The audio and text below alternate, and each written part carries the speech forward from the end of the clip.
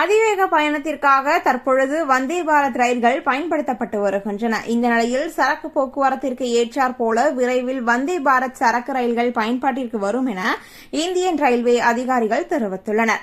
இதற்கான பெட்டிகள் சென்னை ஐசிஎஃப் தொழிற்சாலையில் உருவாக்கப்பட்டு வருகின்றன. சர்வதேச அளவில் மிகப்பெரிய ரயில் சேவையை கொண்டுள்ள நாடுகளில் இந்தியா முன்னணியில் இருக்கிறது. நமது நாட்டில் சுமார் 26,000 கிலோமீட்டருக்கும் அதிகமான நீளத்தில் தண்டவாளங்கள் இருக்கின்றன. இதில் தினமும் 13,000 பயணிகள் ரயில்கள் இயக்கி வருகின்றன. ஒவ்வொரு நாளும் சுமார் 24 கோடி மக்களை இந்த ரயில்கள் ஓரிடத்திலிருந்து மற்றொரு இடத்திற்கு கொண்டு சேர்க்கின்றன. ஆனால் பயணிகள் ரயிலை விட சரக்கு ரயிலில்தான் ரயில்வே துறைக்கு நல்ல லாபம் கிடைக்கிறது. நிலக்கரி, சிமெண்ட், ரசாயனங்கள், பெட்ரோலிய பொருட்கள், ஆட்டோமொபைல்கள், உணவு தானியங்கள், எஃகு, இரும்பு பொருட்கள், ராணுவ தளவாடங்கள், எலக்ட்ரானிக் பொருட்கள் போன்றவை ரயிலில் கொண்டு செல்லப்படுகின்றன.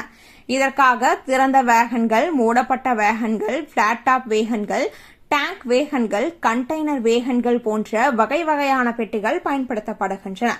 ஆனால் சரக்கு ரயில் பெரும்பாலும் மெதுவாகவே இயக்கப்பட்டு வருகின்றன.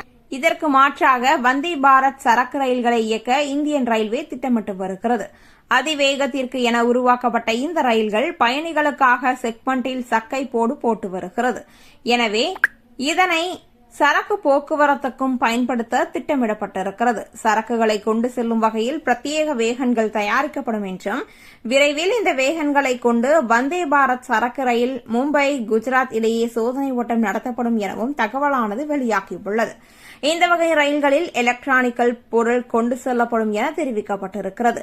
இதன் மூலம் காமர்ஸ் வணிகம் பெரிய அளவில் வளர்ச்சியை எட்டும் என்றும் பொருளாதார ஆய்வாளர்கள் நம்பிக்கை தெரிவித்துள்ளனர்.